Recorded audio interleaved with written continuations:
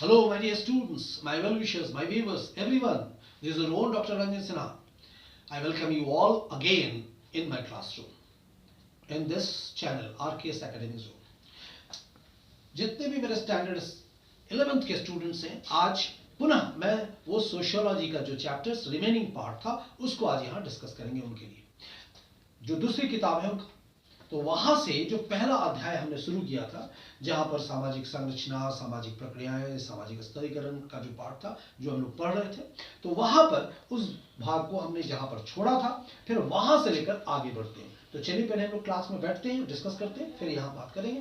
चलिए अब देखिए, सामाजिक संरचना तथा सामाजिक स्तरीकरण। संरचना शब्द इस तथ्य को दर्शाता है कि सामाजिक संरचनात्मक है अथवा अर्थात अपने विशिष्ट रूप में वह क्रमबद्ध तथा नियमित है। हम लोग देख लिए, जिस सामाजिक वातावरण में हम रहते हैं वो मात्र कुछ क्रियाओं तथा प्रघटनाओं का अनियमित मिश्रण नहीं है।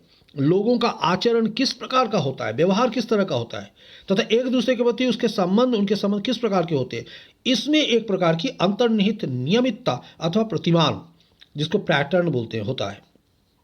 सामाजिक संरचना की संकल्पना इन्हीं नियमितताओं को इंगित करता है। एक बिंदु तक समाज की संरचनात्मक विशेषताओं को एक इमारत की संरचनात्मक विशेषताओं के समकक्ष रखकर समझा जा सकता है। अभी हमने जिस बात का जिक्र आप लोगों से किया, एक इमारत की दीवारें, जमीन तथा छत सब मिलाकर इस इमारत की एक विशेष आकार देती है। आपको आई बात समझ में? यानी केवल बाह्य रूप स्वरूप को देखकर ही हम किसी समाज का आकलन नहीं कर सकते, पर यदि इस तुलना का प्रयोग ज़्यादा सख्ती से किया जाए तो यह रूपक अपने आप में गलतफहमी पैदा करने वाला हो सकता है। सामाजिक संरचना मानवीय क्रियाओं तथा संबंधों से बनती है। जो अभी मैंने बोला, मानवीय क्रियाएं, हम क्रियाएं कैसे करते हैं, जिस प्रकार से हमारा सामाजिकरण होता है, जिस प्रकार से हम शिक्षित होते हैं, जिस प्रकार से हमारा संस्कार हमें सिखाता है, जिस प्रकार से हमारा व्यक्तित्व का निर्माण होता है, तो ये सारी चीज़ें आती है। वो यहाँ पर ऐसे नहीं होता है कि क्रियाओं का संबंध से बनती है। सामाजिक संरचना मानवीय क्रियाओं तथा संबंधों से बनती है। जो पक्ष इन्हें नियमितता प्रदान करता है वह है अलग अलग काल अवधि में एक भिन्न भिन्न स्थानों में इन क्रियाओं तथा संबंधों का लगातार दोहराया जाना। अतः सामाजिक विश्लेषण की प्रक्रिया में सामाजिक पुनरुत्पादन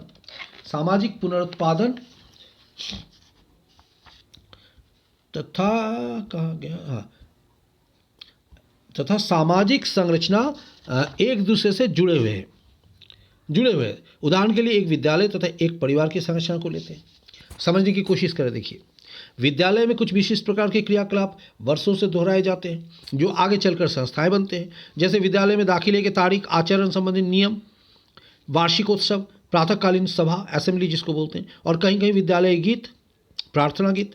ठीक इसी प्रकार से परिवार के आचरण के कुछ मानक स्तर जैसे विवाह के तौर तरीके, संबंधों के अर्थ, उम्मीदें तथा उत्तरदायित्व होते हैं। अभी मैंने कहा ना, इसी तरीके से जैसा आपका सीख होगा, जिस तरीका आपका व्यक्तित्व का निर्माण होगा, जिस तरह का विश्वास आपके अंदर है, वैल्यूज़ है, उसी को आप अपने तौर तरीके में शामिल करेंगे। और देखिए, आचरण के कुछ मानक स्तर जैसे विवाह के तौर तरीके, संबंधों के अर्थ, उम्मीदें तथा उत्तरदायित्व होते हैं।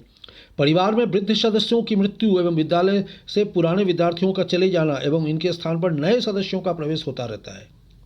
एक बहुत ही खूबसूरत एग्जाम्पल है कैसे सब। देखिए, एक परिवार में ऐसे होता है ना, किसी वयोवृद्ध व्यक्ति की मृत्यु होती है तो एक जगह खाली होता है, रिक्त स्थान को पूर्ति, फिर नए बच्चे का जन्म होता है, वो बढ़ता है, उसको किसी को जाना होता है तो किसी को आना होता है। ये विद्यालय की संरचना में अगर आप देखेंगे, कुछ बच्चे जैसे पास आउट होकर निकल जाते हैं तो फिर कुछ नए बच्चे की दाखिला होती है, फिर वो आके उस जगह को भर देते हैं, उस सीट को भरते हैं। इसी तरीके से ये चलता रहता है और यहीं पर देखिए नए सदस्य का प्रवेश होता रहता है और यह संस्था चलती रहती है। पर हम ये भी, जो समाज भी जो संस्था है वो चलते रहता है, निरंतर चलते रहता है। और हम ये भी जानते हैं कि परिवार तथा विद्यालय के अंदर परिवर्तन होते रहते हैं, यानी समाज में भी होता रहता है। उपरोक्त परिचर्चा तथा क्रियाकलाप हमें यह समझने में मदद करता है कि मानव द्वारा निर्मित समाज उस इमारत की तरह होता है जिसके प्रत्येक क्षण उसकी ईंटों से पुनर्रचना होती है, जिनसे उसे बनाया गया है। जैसे कि हमने स्वयं देखा है कि मनुष्य विद्यालय तथा परिवार में संरचना की पुनर्रचना हेतु परिवर्तन करते हुए समूचे परिवर्तन को प्रस्तुत करता है। कहीं भी आप देखिए, समाज में बहुत सारी चीज़ें होती है। एक मेन कैसे घर, अब घर का ढांचा, आज अब रह रहे के तो हम घर का ढांचा तोड़ते नहीं है, उसे बनाते नहीं है। ऐसा नहीं कि अभी आज तोड़ दिए फिर कल नए तरीके से बना लिए, मगर समाज द्विखंडित हो सकता है, टूट सकता है, बिखर सकता है। वहाँ प्रतिमानक वैल्यूज़ इंसान का कैसे बन रहा है, एक परिवार टूटता है। जैसे देखिए, पहले कंसेप्ट हमारा संयुक्त परिवार का था।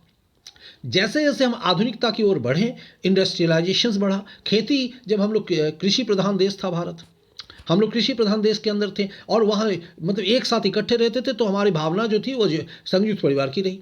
जब वहाँ से उसी परिवार से लोग बाहर निकलने लगे और इंडस्ट्रियलाइजेशन हुआ, लोग आधुनिकता के होड़ में बाहर जाकर काम करने लगे, तो उनके परिवार फिर बाहर बसने लगे।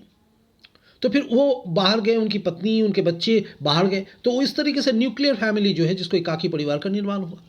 अब जो एकाकी रूप से रहने लगे, उनके सोच समझ कुछ अलग होने लगे। जो संयुक्त परिवार में रहते थे, मेल जोल के साथ सारे लोगों के साथ रहते थे, उनके सोच समझ अलग थे। यानी परिवर्तन प्रकृति का नियम है। इस तरीके से समाज में ये परिवर्तन होता रहेगा, लेकिन समाज निरंतर आगे बढ़ता रहेगा, आगे चलेगा। और ये समाज कैसे? प्रतियोगिता भी है, सहयोग भी है, यहाँ सात्वीकरण भी है। हम इसको देखते हुए आगे बढ़ते हैं और प्रतियोगिताएं भी होती है। सच्चाई यह है कि सहयोगात्मक व्यवहार के साथ ही साथ हम गंभीर प्रकृति के संघर्षों को भी देखते हैं, देखना ही पड़ता है समाज में। और जैसा कि हम आगे देखेंगे कि सहयोग को जबरदस्ती लागू भी किया जाता है ताकि संघर्षों को छिपाया जा सके। संघर्ष है तो सहयोग को भी तो लाना ही पड़ेगा वहाँ से। बहुत ऐसे होते हैं कि आपस में लोगों का राय जो है या मत नहीं मिलता है, तो कहीं कहीं पर संघर्ष देखा जाता है, मगर फिर हम सहयोग को लागू करके आगे बढ़ते हैं। इमाइल दुर्खिम द्वारा आगे बढ़ाए जाने वाला एक मुख्य विषय यह है, और उनके बाद में कई अन्य समाजशास्त्रियों द्वारा भी कार्य किया गया मतलब विषय यह है कि समाज अपने सदस्यों की क्रियाओं पर सामाजिक प्रतिबंध लगाते हैं। हाँ, समाज अपने सदस्यों की क्रियाओं पर सामाजिक प्रतिबंध लगाते हैं। मैंने पहले ही आपको कहा था नहीं कि प्रकार्य अकार्य होता है। कार्य अकार्य मतलब इमाइल दुर्खाइम या दुर्खीम, जो भी आप बोले ने, तर्क ये दिया कि व्यक्ति पर समाज का क्या होता है, प्रभुत्व होता है। और क्या हो जाता है उसमें से, दुर्खीम ने क्या तर्क दिया कि व्यक्ति पर समाज का प्रभुत्व होता है। समाज व्यक्ति की कुल क्रियाओं से कहीं अधिक है, क्योंकि समाज व्यक्ति की कुल क्रियाओं से कहीं अधिक है। इसमें दृढ़ता अथवा कठोरता है जो भौतिक पर्यावरण की संरचना के समान है। सोचिए कि एक व्यक्ति ऐसे कमरे में खड़ा है जहां बहुत सारे दरवाजे हैं। कमरे की संरचना व्यक्ति की संभावित क्रियाओं को बाध्य करती है। उदाहरण के तौर पर दीवारों तथा दरवाजों की स्थिति प्रवेश तथा निकास के रास्तों को दर्शाती है। अब ये क्या है, एक घर में, अब जैसे एक छोटा सा एग्जाम्पल कैसे, यानी देखिए बात को गौर कीजिए। एक इंसान मानिए एक रूम में, एक कमरे में खड़ा है और उसके कई दरवाजे हैं। अब ये डिपेंड करता है किस दरवाजे से आया या किस दरवाजे से वो निकलेगा। यानी अगर आ गया अंदर तो निकलेगा किस दरवाजे से, वो उस जगह के स्थान की जहाँ पर वो खड़ा है उसकी परिस्थिति को देखते हुए उसको वो अपना समझता है कि हमको यहाँ से निकलना ज़रूरी होता है या यहाँ से निकलना हमारे लिए सही होगा। ठीक उसी तरीके से समाज में भी व्यक्ति जैसे जैसे बढ़ता है, समाजीकरण की क्रिया के द्वारा जैसे जैसे वो आगे बढ़ता है, उसके अपना प्रतिमानक एक तैयार होता है, अपना वैल्यूज एक तैयार होता है। अब वो उसी रूप में सीखता चला जाता है कि कौन सा कार्य उसे करना है, कौन सा नहीं करना है, किसे रखना है, किसे छोड़ना है। दुर्खैम के अनुसार सामाजिक संरचना हमारी क्रियाओं को समानांतर रूप से बाध्य करती है और इसकी सीमा तय करती है कि हम एक व्यक्ति के रूप में क्या कर सकते हैं। यह हमसे बाह्य है, ठीक उसी प्रकार से जैसे कमरे की दीवारें होती है। ठीक है, ये तो ठीक है, दीवारें हमने पहले ही कहा कि जो एक संरचना सिर्फ वो बाह्य रूप है, स्वरूप है, लेकिन अंतर्वस्तु जो आपका वैल्यूज़ है, जिसको आपने सीखा है। अन्य सामाजिक चिंतक जैसे कार्ल मार्क्स भी सामाजिक संरचना की बाध्यता पर बल देते हैं, लेकिन साथ ही मनुष्यों की सृजनात्मकता को महत्वपूर्ण मानते हैं। सृजनात्मक जैसे क्रिएटिविटी, किस तरीके से एक इंसान आगे बढ़ा है, समाजीकरण की क्रिया हुआ है, जो सामाजिक संरचना को परिवर्तित भी करती है और उसे पुनः उत्पादित भी करती है। एक व्यक्ति के, देखिए जरा आप लोग गौर कीजिए, एक बच्चा जब जन्म लेता है, मैं कई बार इस बात का जिक्र किया, तो वो क्या होता है, एक रक्त मांस का लोथड़ा होता है। वो बच्चा जन्म लेता है तो समाज में, इसी समाज में उस समय उसके पास कौन सा कार्य निर्धारित होता है? कोई भी तो ऐसा कार्य निर्धारित नहीं होता है। वो उस वक्त जन्म लेने के बाद कैसे तय करता है कि उसको डॉक्टर बनना है या इंजीनियर बनना है? वो क्या बनेगा, वो सही रास्ते में चलेगा या गलत रास्ते में चलेगा, वो पहले से कैसे उसका तय होता है? जैसे जैसे उसकी मतलब विकास होता है, वो बढ़ता है और जो आसपास के समाज से, आसपास के माहौल से जैसा वो सीखते चला जाता है। अब वो परिवार का माहौल, क्यों कहा जाता है परिवार उसकी प्राथमिक पाठशाला है। वो जैसे जैसे सीखते हुए बड़ा होता है, उसके आचरण में वही परिवर्तन आते चलता है, वो ऐसा ही चीज़ सीखते चलता है। अगर वो घर में, परिवार में देखता है कि उसके माता पिता बहुत सभ्य हैं, पढ़े लिखे हैं, पढ़ाई का बहुत प्रचलन है, तो वो अपने आप में उस चीज़ को सीखता है कि हमें भी पढ़ना है। और अगर घर में वो देखता है कि नहीं उसके पिता शराब पीता है या हल्ला हंगामा करता है या लड़ाई होती है, मारपीट होता है, तो उसके मानसिक स्थिति पर भी उसका प्रभाव पड़ता है और उसी तरीके से उसका व्यक्तित्व का विकास होता है। अब कहने का मतलब है जिस तरीके से उस व्यक्ति का व्यक्तित्व का निर्माण होता है, उसका रिएक्शन यानी वो कार्य करने का क्षमता भी उसको उसी रूप से मतलब तय होता है। वो उसी रूप में सीखता है कैसा कार्य उसे करना है, किस तरह का कार्य उसे नहीं करना है। आचरण। मार्क्स ने यह तर्क दिया कि मनुष्य इतिहास बनाता है, परंतु वो इतिहास निर्माण न तो इसकी इच्छा पर और न ही उसकी मनपसंद शर्तों पर आधारित होता है। अपनी इच्छानुसार नहीं और न ही अपनी मनपसंद शर्तों पर, बल्कि इतिहास का निर्माण उन ऐतिहासिक तथा संरचनात्मक स्थिति की उन बाध्यताओं तथा संभावनाओं के अंतर्गत होता है। सही बात है, वो पहले से कुछ तय करके तो आता नहीं है, तय करके कर भी नहीं सकता है। जहाँ वो जीवन यापन कर रहा है, देखिए अभी मैंने क्या बोला, जहाँ वो जीवन यापन कर रहा है, जिस माहौल में वो रह रहा है, जिस तरीके से वो रह रहा है, अब हम इस स्तर पर सामाजिक स्तरीकरण को उसी संकल्पना की पुनरावृत्ति करना चाहेंगे जो प्रारंभिक पुस्तक के अध्याय 2 में भाग है। ठीक है, ये सब अलग चीज़ें हो गई। यहाँ आप लोग देखेंगे जो मैं आपको बता रहा हूँ, देखिए यहाँ से आप ध्यान दें अपना जो लाइन्स पर, यानी ये चीज़ अलग हो गई जो आपने पहले पढ़ा है अध्याय 2 में। अब यहाँ ये बात आप लोगों को समझ में आया, यानी जो संरचना और अंतर्वस्तु, उसके बाह्य स्वरूप और जो अंतर्वस्तु यानी व्यक्ति, जो समाज का जो ढांचा दिखाई देता है, उसके अंदर रहने वाले व्यक्ति और व्यक्तित्व, उसका व्यक्ति का व्यक्तित्व, उसका संस्कार, वैल्यूज, मूल्यबोध, प्रतिमान, ये सारे चीज़ निर्भर करता है कि वो किस तरह का समाज का निर्माण करेगा, किस तरह का ढांचा बनाएगा। सामाजिक स्तरीकरण से अभिप्राय समाज में समूह के बीच संरचनात्मक असमानताओं के अस्तित्व भौतिक तथा प्रतीकात्मक पुरस्कारों की पहुंच से है।